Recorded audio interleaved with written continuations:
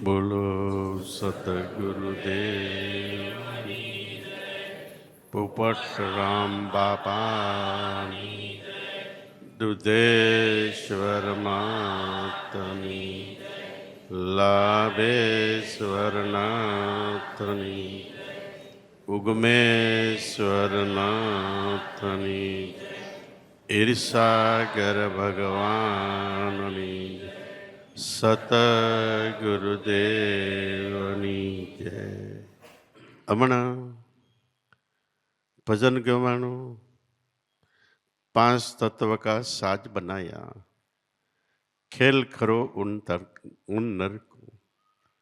સાજ એટલે તબલા, પેટી, મંજીરા, કડતાલ, ખંજરી, જે કાંઈ વગાડવાના સાધન છે બધાને ભેગા કરો એટલે સાજ કહેવાય. બધાય સાધન જુદા જુદા સુર એટલે અવાજ કાઢે છે અને એ અવાજ પણ વગાડવા વાળો કારીગર હોય એ પ્રમાણે નીકળે છે. એ તો વાત બહારની થઈ. આપણો દેહ 5 તત્વનો, પૃથ્વી, વાયુ, જળ, આકાશ ને અગ્નિ, આ 5 તત્વ ભેગા થાય એ સાજ કુદરત પરિબ્રહ્મ પરમાત્માએ બનાવેલી છે. આ સાજને કોઈ વગાડવા વાળું નથી, છતાંય આપણે આખી જિંદગી જુદા જુદા શબ્દથી આપણે કેટલું બોલીએ છીએ, ગાઈએ છીએ, વગાડીએ છીએ. એમાંય જો કોઈ સારો કારીગર હોય તો સરસ ગાયન ગાય અને સારી કલા હોય તો બીજાને રીઝવી પણ જાણે. આ અવાજ આપણી અંદર નાભી પરામાંથી નીકળે છે. આ એક અવાજ બહારનો થયો, અંતરના અવાજની અંદર નૃત્ય સુરતે નિરખો એમ કીધું એટલે આપણી સુરતા ગુરુ વચનમાં રહે, ધ્યાન એમાં રહે તો અંતરનું સાજ વાગે છે. આ સાજ અદ્ભુત અલૌકિક છે. જે વાજિંત્ર દેખાતું નથી, કોઈ વગાડતું નથી. જેને બાપાએ કીધું હાથ પાવ કે સાધન વિના, હાથ નથી, પગ નથી, કોઈ સાધન નથી, છતાંય 24 કલાક આની અંદર જુદા જુદા રણુકાર રૂપે અસંખ્ય અવાજો થઈ રહેલા છે. આ સાજ આપણી અંદર અદ્ભુત અને અલૌકિક છે. આ ક્યાં વાગે છે? ગુરુ વચનમાં. પહેલી દ્રષ્ટિએ ગુરુ વચનમાંથી આ સુર નીકળે છે. ગુરુ વચન એક એવું સાજ છે, એની અંદર દરેક પ્રકારના સાજ આવી જાય છે. વાજા વાજિંત્રો જે કાંઈ દુનિયામાં વગાડવાના સાધન હોય બધાની કલા કલ એક ગુરુ વચનમાં પૂરવામાં આવી છે. આ કલની સમજણ ક્યારે પડે? મુસ્લિમ સંત થઈ ગયા એને કીધું કલમાં પડો તો કલ પડે. કલમાં એટલે ગુરુ વચન, પઢો એટલે શ્વાસે શ્વાસે એને સ્મરણ કરો. બિન કલમાય કલનાય. કલમો એટલે ગુરુ વચન લીધો છે પણ પઢતા નથી. ટૂંકમાં કહી તો સ્મરણ કરતા નથી, ધ્યાન કરતા નથી, તો કલ એટલે અંતરની સમજણ ન પડે. કલમાં પડો તો કલ પડે, બિન કલમે કલનાય. કોઈ ખોલી દે કલમે કી કડી. કલમો એટલે ગુરુ મંત્ર, એની કડી ખોલવી. ગુરુ મંત્ર શું કહે છે? જેમ શિવ ધનુષ્ય જનક રાજાએ મૂક્યું એને ભાંગવાનું હતું. ધનુષ્ય ભાંગવાની વાત નથી, પણ શિવ ધનુષ્ય એટલે ગુરુ વચન છે. ભાંગવાનું એટલે અંતરમાંથી એનો ફોડ પાડવાનો. ભાંગીને માલિપાર ગુરુ વચનનો શું અવાજ છે એ અવાજ બહાર કાઢવાનો. તો ગુરુ વચનનો અવાજ એ છે કે તમે કોઈ કાળે ક્યારેય જીવ નહોતા, કોઈ કાળે તમે સ્વરૂપમાં ઇન્દ્રિયો નહોતા, ગુણ નહોતા, પાંચ તત્વ નહોતા. ટૂંકમાં કહી તો સ્થૂળ સૂક્ષ્મ દેહ નહીં, 52 જે કલા 52 ઇન્દ્રિયો છે એમાંથી એકેય તમે નહોતા. તમે શુદ્ધ, અતિ પવિત્ર અથવા તો બીજી રીતે સત્ય સ્વરૂપે તમે આત્મા હતા. આ આપણને અનુભવ થાય એટલે આપણે શિવ ધનુષ ભાંગ્યું. શિવ ધનુષ ભાંગે એટલે સીતાજી વરે. સીતાજી એટલે કોઈ સ્ત્રી નહીં પણ આપણી સુરતા. આપણને વરે એટલે સુરતાને જ્યાં મૂકો ત્યાં ચોંટી જાય. શબ્દમાં મૂકો, શબ્દમાં ચોંટી જાય, એ ઘરથી બહાર ન નીકળે. અને જ્યારે શબ્દમાં જાય ત્યારે અંતરમાં પરિબ્રહ્મ પરમાત્માનું જે સાજ છે એમાંથી અસંખ્ય પ્રકારની સુરાવલી એક ધારી નીકળ્યા જ કરે, નીકળ્યા જ કરે, નીકળ્યા જ કરે. અને પહેલી દ્રષ્ટિએ રવ રવ રવ રવ રણકાર એક ધારો ચાલ્યા જ કરે.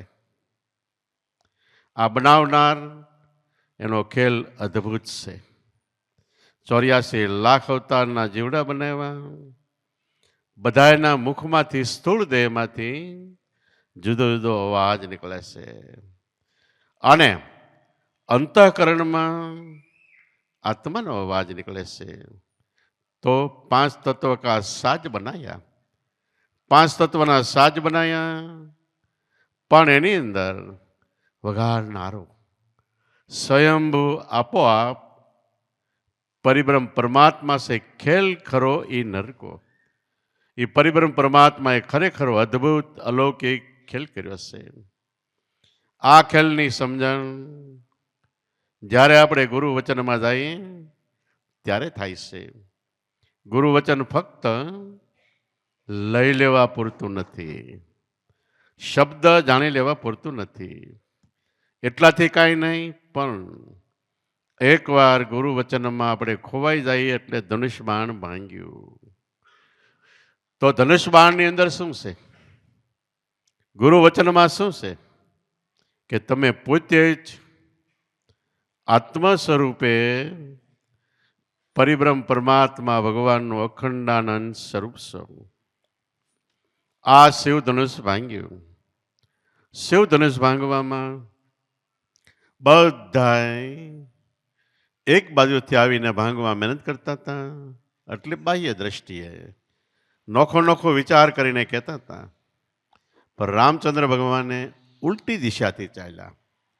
એટલે આપણો જાપ છે એ ઉલટો છે. કોઈ પણ જાપ તમે જપો, રામ રામ, કૃષ્ણ કૃષ્ણ, દેવી દેવતા, એટલે મોઢાથી, સ્થૂળ દેહથી અને બાર એનો અવાજ જાહે. જ્યારે આપણે આ જપા જાપ, આ જાપ જપશું તો એ જાપ અંતરમાં છે. અને એ જાપ અંતરમાં જપશો એટલે સુરતા રૂપી સીતા શબ્દને વર્ષે ત્યારે, શબ્દ સુરતાનું એક ઘર થાય ત્યારે આપણા દેવ મંદિરમાં રામ રાજ્ય સ્થપાય. તો ઉલટ નામ જપા જગ જાના, તુલસીદાસ કે રામાયણમાં. ઉલટો નામ પ્રથમ જાપ શિવ ધનુષમાં રામે જપ્યો, પછી વાલ્મીકીએ જપ્યો. પહેલા વાલ્મીકીએ જપ્યો, પણ આ અવતારની અંદર વાલ્મીકીએ ફરીવાર જપ્યો. ઉલટ નામ જપા જગ જાના, તબ વાલ્મીક ભયે બ્રહ્મ સમાના. બ્રહ્મ સમાન બની ગયા. એમ ગુરુ વચનનો જાપ જપો તો વહેલા મોડા. જ્યારે આપણા હૃદયની પૂર્ણતા થાય ત્યારે બ્રહ્મ સમાન બની જાય. વાલ્મીકી આંધળા હતા અને સીતાને વનવાસ થયો. આશ્રમ નજીક લક્ષ્મણ મૂકીને વૈયા ગયા. આંધળા હતા છતાંય સીતાના 2 કુંવરને આખી રામાયણ લખીને ભણાવી. તો આંધળા એટલે આંખથી આંધળા નહીં, જગતમાંથી અંધ બની ગયા. જગતના ઘાટ રંગ રૂપ આકાર, ક્યાંય દ્રષ્ટિ દોડાવી નહીં, ક્યાંય નજર ફેંકી નહીં. બધેથી પોતાની ચક્ષુ પાછી વાળીને ગુરુ મહારાજે દિવ્ય ચક્ષુ આપી, નામ વચન આપ્યું, એમાં દ્રષ્ટિ કરાવી, લવકુશને રામાયણ બનાવી. એટલે આત્મામાંથી રૂહ એટલે આત્મા, ચી એટલે ચિન્હવો. આત્મ સ્વરૂપની પ્રતીતિમાંથી લવકુશ આપણા બે શ્વાસ ને ઉશ્વાસ છે. એ જ રામાયણ એટલે પહેલા આત્મદ્રષ્ટિ જ્ઞાતિ થાય છે. આપણા ભજનની અંદર નકરો મોઢે ગુરુ વચનનો જાપ જપો તો નહીં, પણ જ્યારે શ્વાસમાં મેળ કરીને જાપ જપો ત્યારે મનનો મેળ ખાય અને ત્યારે આખી રામાયણ આત્મ સ્વરૂપની પ્રતીતિ થાય. તો આવી રીતે વેદ વેદાંત શાસ્ત્ર પુરાણમાં જે વાતો કીધી છે વિગતસર, એ વાતો આપણા મહાપુરુષો એકાદ સાખીમાં, એકાદ કડીમાં થોડીક વાતમાં વિશાળ રૂપે સમજાવી છે. અને આપણે ત્યારે સમજાય કે સદગુરુમાં પૂર્ણ વિશ્વાસ, શ્રદ્ધા, ભાવ, પ્રેમ પ્રગટે ત્યારે. આકડિયા બાપાની સત્સંગ બેઠક હતી, એમાં એક પછી એક ભજન ગાતા હતા. છેલ્લું ભજન ગવાણું કે બેની અમને પૂરા મળે તો રાવું રેડીએ, અધૂરી આંસુ જાણે દિલરાની વાત. ભજન પૂરું થયું. એક ભાઈએ બાપાને પૂછ્યું કે બાપા, પૂરા કોણ અને અધૂરા કોણ? કમાઈથી પૂરા કે બીજી કોઈ વસ્તુથી પૂરા? બાપા કે નહીં, એવું નથી, પણ સદગુરુ મળ્યા એ પૂર્ણ સ્વરૂપ છે. ગુરુ બ્રહ્મા, ગુરુ વિષ્ણુ, ગુરુદેવ મહેશ્વરા. બ્રહ્મા, વિષ્ણુ, મહેશ ને ત્રણેયને બ્રહ્મ કહેવાય, પણ સદગુરુ તો સાક્ષાત પરિબ્રહ્મ. ત્રણેય હમાઈ જાય એવા બ્રહ્મના બ્રહ્મ છે, એટલે પૂર્ણ છે. 16 કળાએ પૂરા છે, એમાં કોઈ ક્યાંય ખામી કચાશ નથી. અને એ પૂરા મનાય કે સદગુરુ પરિબ્રહ્મ પરમાત્મા ભગવાન છે, તો આપણે પૂર્ણ છીએ. તમે એક વાંધો ઉઠાવો કે અમે પૂરા જ માનીએ છીએ, પણ જો પૂરા મનાણા હોય તો સદગુરુ સિવાય કોઈ કર્મકાંડમાં, દેવી દેવતામાં, નવધા ભક્તિમાં, જગતના ચાલુ શીલામાં ક્યાંય મન લોભાય નહીં, લલચાય નહીં. પહેલી દૃષ્ટિએ એ પૂરા છે. બીજી દૃષ્ટિએ સદગુરુ, એમાં જિંદગીના છેડા સુધી ક્યારેય અવગુણ ન દેખાય, એની ભૂલ ન દેખાય, એમાં અભાવો ન થાય, એના તરફ ધૃણા, ક્રોધ કે નફરત ન થાય, એ પૂરા છે. ત્રીજી દ્રષ્ટિએ સદગુરુનું જ્ઞાન છે, એ જ મારો મોક્ષ છે. વારે વારે એ જ ગુરુ મહારાજની સ્વરૂપમાં આપણું મન સુરતા સ્વરૂપે બનીને ડોકિયા કાઢ્યા કરે. આ પૂર્ણ છે. અને જો પૂર્ણ મનાણા હોય તો એ મૂર્તિ આપણને 24 કલાક અખંડ યાદ રહે. પણ ક્યાં? શબ્દની સાથે. ગુરુ મૂર્તિ શબ્દની સાથે યાદ રહે તો આપણને પૂરા મનાણા છે. અને સદગુરુ મળ્યા પછી પણ જો આ જાણવું છે, આ જોવું છે, આ પામવું છે, આવું થઈ જવું છે, કોઈ પણ ઈચ્છાઓ થાય ત્યાં સુધી આપણે પૂર્ણ નથી. બધી ઈચ્છાઓ એક ગુરુમાં સમાઈ જાય કે તારણહાર તું છો. તારવું હોય તો તાર ને મારવું હોય તો માર, તારે જે કરવું હોય. બાકી તન, મન અને ધન, સહ એટલે સાથે. તન, મન, ધન, સહ ત્રણેય વસ્તુ સાથે હું તારા શરણમાં છું. મન વચન કર્મથી તારે પરાયણીશું. આ ગુરુ મહિમાના શબ્દો વાક્ય છે. આવી રીતે મનાય એ પૂર્ણ છે. અને એમાં ગુણ દોષ દેખાય, વારે વારે અગુણ દેખાય, બીજા નિંદા કરે એ સાંભળે, પોતે પણ નિંદા કરે, ત્યાં સુધી અધૂરિયા છે. એમાં અભાવો થાય. ગંગા સતી કે આમાં અભાવો થાય નહીં એ સમજણ મોટી છે. એક કડીમાં એ બોલ્યા છે. એવી રીતે ગુરુ મહિમા ઘણા સંતો મહાપુરુષોએ અપરંપાર ગાયો છે. એવા કેટલાય મહાપુરુષો સાવ અભણ હતા, નિશાળે નહોતા ગયા, સાવ નાની નાની જ્ઞાતિમાં થયા. અને ચિત્રે બે હાલ હતા. રૂખડિયા એટલે જેના ઘરમાં માંડ એક ટકનું ખાવાનું હોય, ટકે ટકનું લાવીને ખાય, આટલી પરિસ્થિતિ વાળા એની વાણી જુઓ તો આપને ટેકો દેવી વાણી. આવડા આવડા ગ્રંથો રચ્યા. એ શેનાથી લખ્યા? કે ગુરુ મહારાજમાં પૂર્ણ શ્રદ્ધા, પૂર્ણ વિશ્વાસ, ભાવ અને પ્રેમ એ તરફ મળ્યા ત્યારથી જિંદગીના સોળા સુધી ક્યારેય લોમ વિલમ નહીં. લોમ વિલમ એટલે સારું મળું એવું નહીં. તર્ક વિતર્ક નહીં. આ કહે છે એ સાચું હશે ખોટું હશે, આ તર્ક વિતર્ક. એક જ ધારું, કદાચ ખોટું કહે તોય પણ સાચું. ગુરુ મહિમામાં એક વાક્ય એવું છે કે ગુરુ મહારાજ આગળ આપણે બેઠા હોય, આ દિવસ હોય અને કે અત્યારે રાત્રિ છે, તો તર્ક વિતર્ક વગર આપણું મન હા પાડી દે તો આપણે ગુરુ મહિમા સમજ્યાશે. દિવસ હોય ને રાત્રિ કે, રાત્રિ હોય ને દિવસ કે, તોય મન હા પાડે કે વન અક્ષરે અક્ષર ઉઠ્યો, વન લીએ લી, જીવનને ભીમ ભેટા એટલે રાતમાં ઉગી ગયો દી. રાતમાં દી ઉગ્યો એટલે જીવન સાહેબ કે પહેલા મારામાં ઘોર અજ્ઞાન રૂપી અંધકાર હતો, પણ સદગુરુ મહારાજે નામ આપ્યું, એ પૂર્ણ રૂપે મનાણા ત્યારે મારી અંદર દિવ્ય ઉજાસું આત્મા શું, કરોડો જન્મનો ભટકાર મટી ગયો, અનુભવના એકડા ઉઠવા માંડી ગયા, તે રાતમાં દી થઈ ગયો. તો સદગુરુમાં પરિપૂર્ણ ભાવ, પ્રેમ, શ્રદ્ધા, વિશ્વાસ, ન્યા કોઈ તર્ક વિતર્કનું સ્થાન નહીં.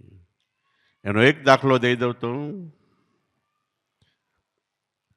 રઘુરાજા હતા, એના દીકરા અજ, એના દીકરા દશરથ. દશરથને મોટી ઉંમર થઈ ત્યાં સુધી એક ફરજંદ એટલે છોકરા નહોતા. પછી ગુરુ વશિષ્ઠ મુનિને પૂછ્યું કે મારું રાજ્ય આમદાન વાંજ્યું જાય, હું ગૌઢો થવાની તૈયારી છે, અને જો મારે ત્યાં કોઈ ફરજંદ પુત્ર નહીં હોય તો ગાદી કોણ સંભાળશે? ત્યારે વશિષ્ઠ મુનિએ શું કીધું કે તમારે આપણા અયોધ્યાની બહાર તળાવની પાળી છે, તળાવની પાળે બેસવાનું, અને દિવસમાં 2-3 કલાક બેસવાનું, દી અસ્ત બાજુ વધારે બેસવાનું. કોઈ પણ મુરગી આવે એનો શિકાર કરવાનો. પહેલી દ્રષ્ટિએ દશરથ ધ્રુજી જવા જોઈએ, કારણ કે એ રાજ્યનો એવો નિયમ હતો કે પોપટને પાંજરે ન પુરાય, ઢોરને ગળામાં ગાળીઓ ન થાય, કોઈ પણને પશુ પક્ષી એને પણ હેરાન ન કરાય, અને અહિંસા, કોઈ પ્રકારની હિંસા ન થાય. અને એના રાજ્યના નિયમની અંદર આપણું ખેતરમાં ગમે એ પાકે, સાંજે આપણે ઢગલો કરીને વહી આવવાનું, કોઈ લઈ ન જાય. દરવાજા બારી બાવણા ખુલ્લા મૂકી દો, કોઈ ચોર ન આવે. આવું જેનું રાજ્ય હતું એને, એના રાજાને ગુરુ મહારાજે કીધું, વશિષ્ઠ મુનિએ, કે શિકાર કર, કાંઈ પણ વિલંબ કર્યા વગર, તર્ક વિતર્ક કર્યા વગર તળાવની પાળીએ બેસી ગયા. અને 2-4 દિવસ ત્યાં જાંજુ માંજુ અંધારું થયું. અંધારું થયું એટલે શ્રવણ એના માતા પિતાને કાવડ લઈને, એકને પાછળ એકને આગળ બેસાડીને દાંડિયાથી બે બાજુ જોડી બનાવીને જાત્રાએ ફેરવે છે. એ તળાવની પાળ નજીક આવ્યા. એની માતાનું નામ ગ્રહતામાઈ હતું, શ્રવણના. પિતાનું નામ શ્વેતાંબર ઋષિ હતું, શ્વેતાંબર ઋષિ. તો શ્વેતાંબર એટલે શ્વેત વસ્ત્રો જેને પહેર્યા છે. શ્વેત વસ્ત્રો એટલે બહારના નહીં પણ અંદરનું સફેદ જીવન, દિવ્ય જીવન. એવું છે શ્વેતાંબર ઋષિ ગ્રહતામાઈ. ગ્રહ એટલે ઘર, ઘરના માં. ઘરના માં એટલે જેણે ગ્રસ્થાશ્રમના નિયમો બરાબર પાળ્યા હોય. એના માતા પિતા હતા કે તરસ લાગી છે. શ્રવણ માતા પિતાને કાવડ ઝાડવે બાંધી અને તળાવની પાળ વટીને તળાવ બાજુ પાણી ભરવા ગયો. અંદર પાણી ભરે છે. ઘડું લો પાણીમાં બોલ્યો એટલે ડબ ડબ ડબ ડબ પાણી અંદર જવાનો અવાજ આવ્યો. અંધારું જેવું થઈ ગયું છે. દશરથ થોડે દૂર હતા. એને એમ કે નક્કી કોઈ મૃગલો પાણી પીવાયો હશે એટલે એને બાણ જવા દીધું. શ્રવણ વિંધાઈને પડ્યો હેઠો. રાડ ફાટી. દશરથ દોડીને ગયા તો કોઈ માણસ મરાણો લાગે છે. પાસે જઈને જોવે તો શ્રવણ એનો સગો ભાણિયો થતો હતો. બેઠો કરીને આશ્વાસન આપે કે મારી ભૂલ થઈ ગઈ. ઘણું કે શ્રવણ કે એ બધું જવા દો, થવાનું તો એ થઈ ગયું, હું આગળ પ્રાણ ત્યાગ કરી દઈશ. પણ એની પહેલા મારા માતા પિતા તળાવની પાલની બેલી બાજુ ઝાડવે કાવડમાં છે ને પાણી પાઈ દેજો, એટલું કીધું. શ્રવણનો પ્રાણ વયો ગયો. દશરથને પહેલા તો પસ્તાવો થયો. તા એને યાદ આવ્યું ગુરુ માજે કીધું એ પ્રમાણે મેં કર્યું છે. ત્યાં જઈને ઝાડવાના કાવડ હેઠી ઉતારીને બોલ્યો નહીં. છેલ્લે કે પાણી પીવો. અવાજ બીજો હતો, શ્રવણનો નહોતો. એટલે આ બે માણસ કહે છે, શ્વેતાંબર ઋષિ ગ્રહતામાઈ, કે તું કોણ છું? આ કે પાણી પીવો દાદા. બે ચાર વખત વિનંતી કરી કે નહીં. અવાજ બીજો છે, શ્રવણના હાથનું પાણી પીશું, બીજું નહીં પી. આપણી નેક ટેક સદગુરુમાં હોય તો એના મુખનું પાણી બ્રહ્મરસ પાન થાય છે. બીજું પાણી પીવું પણ બ્રહ્મરસ નથી રહેતું. પછી ખૂબ વિનંતી કરી ત્યારે આ બે કે તું સો કોણ? કે હું દશરથ છું. મારો શ્રવણ ક્યાં ગયો? કે બે જણા કહે છે. ત્યારે શ્વેતાંબર ઋષિ અને ગ્રહતામાઈને દશરથ રોતા રોતા જવાબ આપે છે કે મારા બાણથી મરાણો છે, મારી ભૂલ થઈ. મને એમ હતું કે મૃગલા છે, પાણી પીવા એટલે મેં માર્યા હતા. આ બે ગુરુ બાળક હતા. અને શ્વેતાંબર ઋષિને ત્રિકાળ જ્ઞાન હતું. એટલે તરત જ અંતરદર્શીને કે તે શ્રવણને માર્યો. ગુરુ આજ્ઞા પ્રમાણે વર્ત્યો એટલે લાંબો શ્રાપ નથી આપતો. ગુરુ માજે કીધું તે માર્યો, પણ તે પેલા પૂછેલું કે પુત્ર માટે, તો ગુરુ માજે તને આ આજ્ઞા કરી. સિદ્ધાંતથી વિરુદ્ધ જાય કે પાપ કર્મ કરો તો ફળ પાપ રીતે ભોગવવાનું. છતાંય એણે દશરથે પાપ કર્મ કર્યું, શ્રવણને માર્યો. તો શ્વેતાંબર ઋષિ કે તને હું પહેલા તો જાણે તને આશીર્વાદ આપું છું, પછી શ્રાપ આપીશ. આશીર્વાદમાં કે તે પુત્ર માટે માર્યો ગુરુ મહારાજના કહેણથી, તો તને એક નહીં 4 પુત્ર થાય. રામ, લક્ષ્મણ, ભરત અને શત્રુઘ્ન 4 પુત્ર થયા. એ 4 પુત્ર થાય પણ અમે અમારા દીકરાને વિયોગે પાણી વગર અહીં મરી જાવ કે આત્મહત્યા કરીને. એમ તારે પણ છેલ્લી અવસ્થામાં પાણી પાનાર તારો એકેય છોકરો હાજર નહીં હોય કે. એમ કરીને બે આત્મહત્યા કરી. હવે કેટલું ગુરુ મહિમાનું દશરથને વિશ્વાસ. મૃગ્યા કરવાના કીધો તો મૃગ્યા કરતો હતો, હિંસા કરતો હતો. તો એના ફળ રૂપે ગુરુ આજ્ઞા માની તો રામચંદ્ર ભગવાન જેવા અવતારી પુરુષનો ઉદ્ધાર થયો. ભલે છેલ્લે હાજર નહોતા પણ જે ઘરમાં ભક્તિ હોય એનું આખું કુટુંબ તરે છે. નરસિંહ મહેતાએ કીધું વન લોભીને કપટ રહી છે, કામ ક્રોધને બાળ્યા. પણ નરસિંહનું દર્શન કરતા મેં કુલ 71 તાર્યા. 71 પઢી તરે છે. તો રામચંદ્ર એ અવતારી પુરુષ તરીકે આવ્યા અને આખી 71 પેટી તરી જાય. તો ગુરુ કૃપાનું પ્રમાણ આ છે.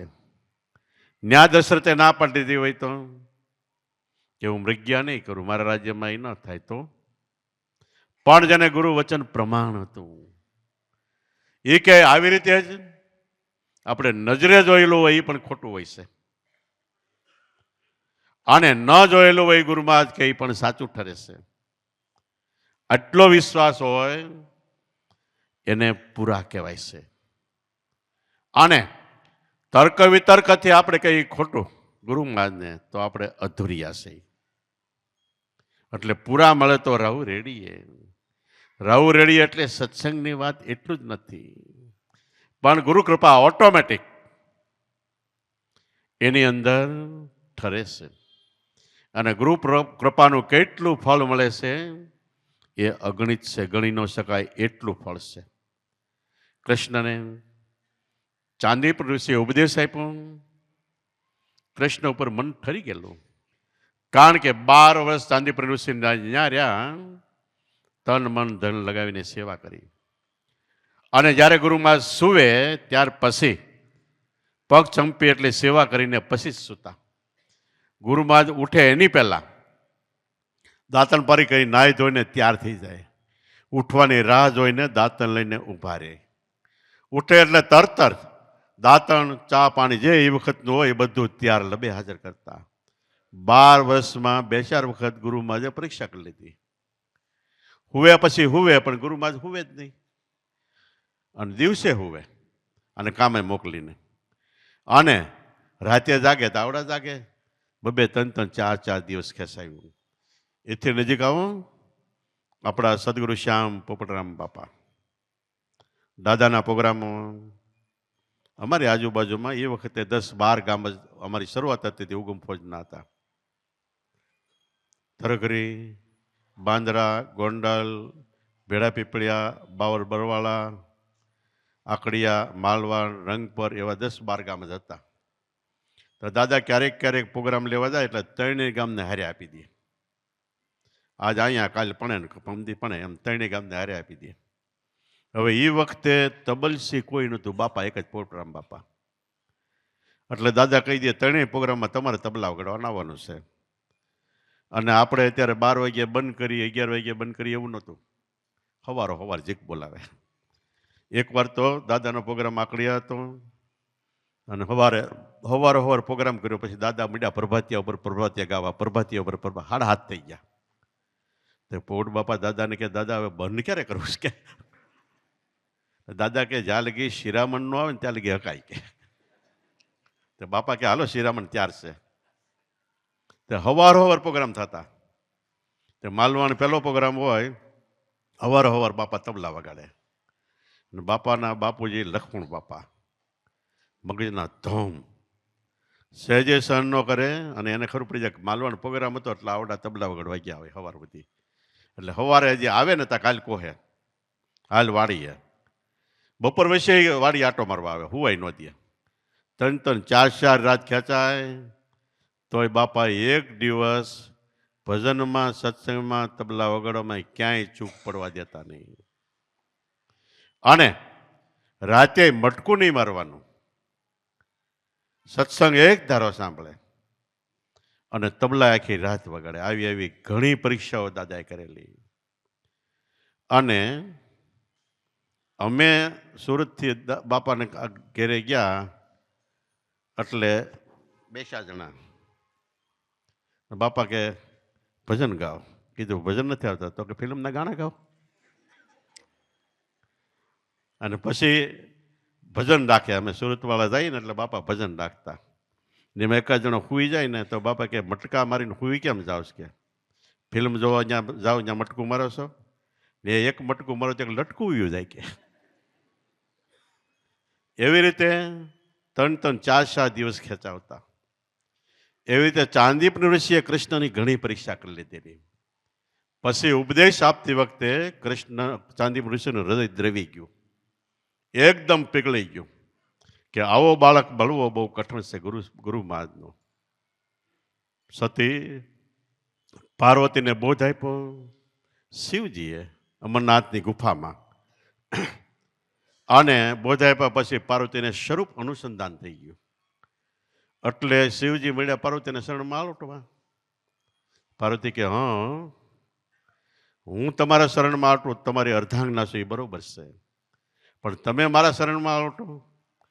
ત્યારે શિવજી કે સતી, જીવનમાં સદગુરુ મળવા બહુ કઠણ છે. મળે તો અતિ ભાગશાળી કહેવાય, પણ સદગુરુ તરીકે આપણે પૂર્ણ થયા સદ શિષ્ય મળવો એ કરતા કઠણ છે. અને મળી જાય એટલે એના શરણના અમે દાસ છે. તોળી રાણી કે ઓંગ પુરુષના સોમ અવતાર અને ઈપદ પૂજે બધા ગુરુ મારા. તો હૃદય દ્રવીને કે માગ માગ.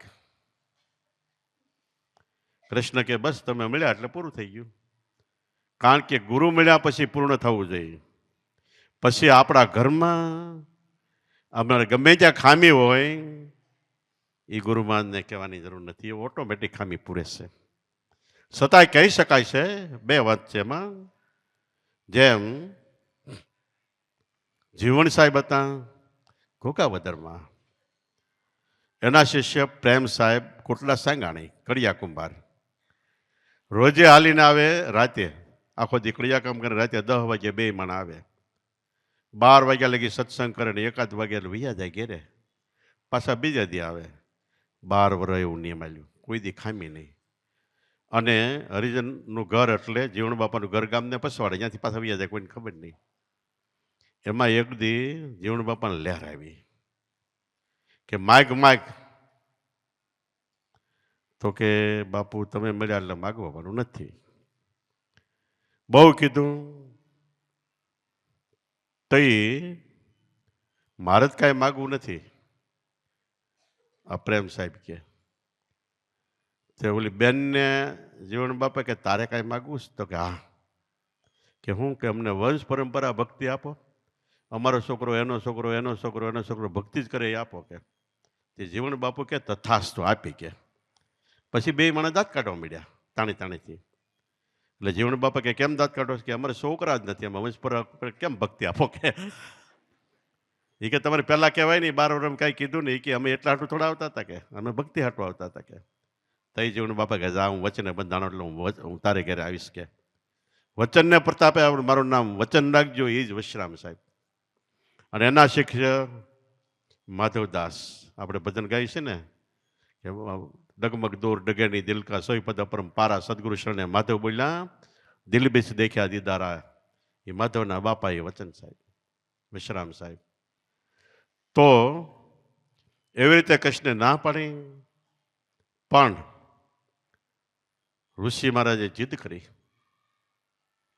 નહીં માગી લે. કે મને ઉભરો આવ્યો છે અને ફળ આવી છે. તો એ કૃષ્ણ છેલ્લે કે જો પ્રસન્ન થયા હોય તો તમારી કૃપા કઈ સહેજ આપવા પાણું જ નથી. કહી દીધું એકવાર. અમુક શબ્દો ઊંચા હોય 1 થી 2 જ વખત કહેવાય, વારાખતી નથી કહેવાતા. એ કૃપા સહેજ અને કાયમ માટે રહેશે, જન્મ જન્મ રહેશે. પણ બીજું વાક્ય તો એ કૃષ્ણને એમ થયું ગુરુ મહારાજ હવે માગે મગાવે પાર કરશે. એટલે કે જો પ્રસન્ન થયા તો મારે માટે જિંદગીમાં કોઈ વસ્તુ અશક્ય નહીં. એટલે હું ધારું, હું બોલું, હું કહું, એમાં કોઈ દી ફેરફાર ન થાય. અશક્ય નહીં એટલે બની ન શકે એવું નહીં. ત્યારે ચાંદીપુરી ઋષિ કે તથાસ્તુ. પણ જો સાંભળે, એક ગુરુ મહારાજ અને એક નામ, 2 માંથી જિંદગીના છેડા સુધી મનને ખસવા દેતો નહીં. કૃષ્ણ કે એ ભલે. તો જિંદગીમાં કૃષ્ણ ભગવાને કર્મના સિદ્ધાંતથી વિરુદ્ધ, એટલે જે કામ ન કરાય એવા કેટલાય મહાભારત લડાઈની અંદર 1800 વખત ખોટું બોલ્યા તે માંડ જીત્યા. છતાંય આશીર્વાદ ગુરુ મહારાજ નહોતો. અને છેલ્લે ઓતરાના ગર્ભમાંથી બાળક મરેલું ઉતર્યું ત્યારે કૃષ્ણ ભગવાન હાજર, 5 પાંડવો, સુખદેવ મુનિ, વ્યાસ મુનિ, દ્રૌપદી, કુંતા, એ બધા હાજર હતા. બાળક મરેલું હતું દ્રૌપદી કે આ બાળક જીવતું કેમ થાય? વ્યાસને કે તમે કયો. ત્રિકાળ જ્ઞાની કે આની પરથી કોઈ હાથ મૂકીને કે બ્રહ્મચારી હોય, હું જિંદગીભરનો તો બાળક જીવતું થાય. બધાને કીધું, બધાએ હતા, ઋષિમણીઓ હતા, કોઈની જગત ન આલી. કૃષ્ણને 8 પટરાણી હતી, કેટલાય છોકરા હતા, છતાંય એણે હાથ મૂકીને કીધું બાળક જીવતું થઈ ગયું. તઈ વ્યાસમુનિને તો ખબર હતી, છતાં એણે પૂછ્યું કે તમારે તો બ્રહ્મચર્ય બોલ્યા છોકરા કેટલા છે, છતાંય બાળક જીવતું થઈ ગયું? તો કે બ્રહ્મ એટલે પરમાત્મા. આપણને જે ગુરુ વચન મળ્યું છે એ બ્રહ્મ પરમાત્મા સ્વરૂપ છે.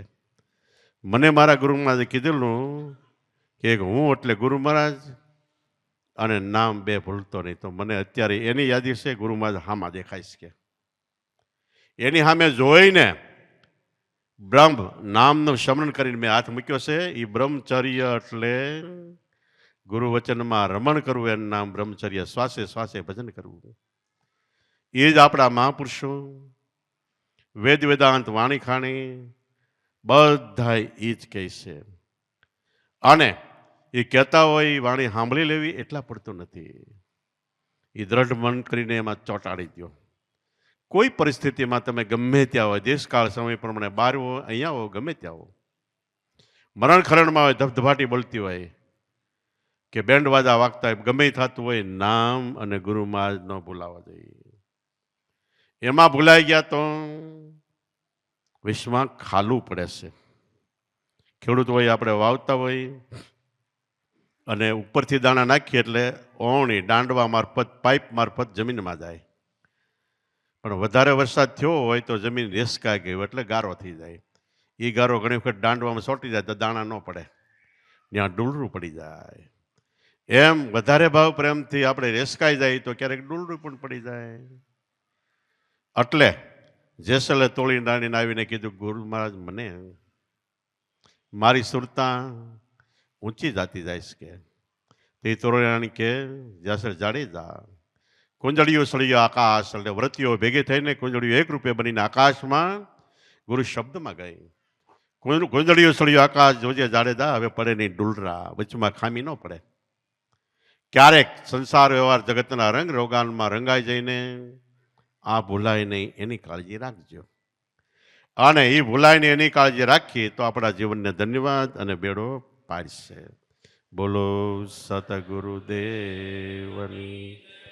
પોપટરામ બાપાની, લાભેશ્વરનાથની, ઉગમેશ્વરનાથની, ઈર્ષાગર ભગવાનની, દુધેશ્વર માતની, સતગુરુદેવ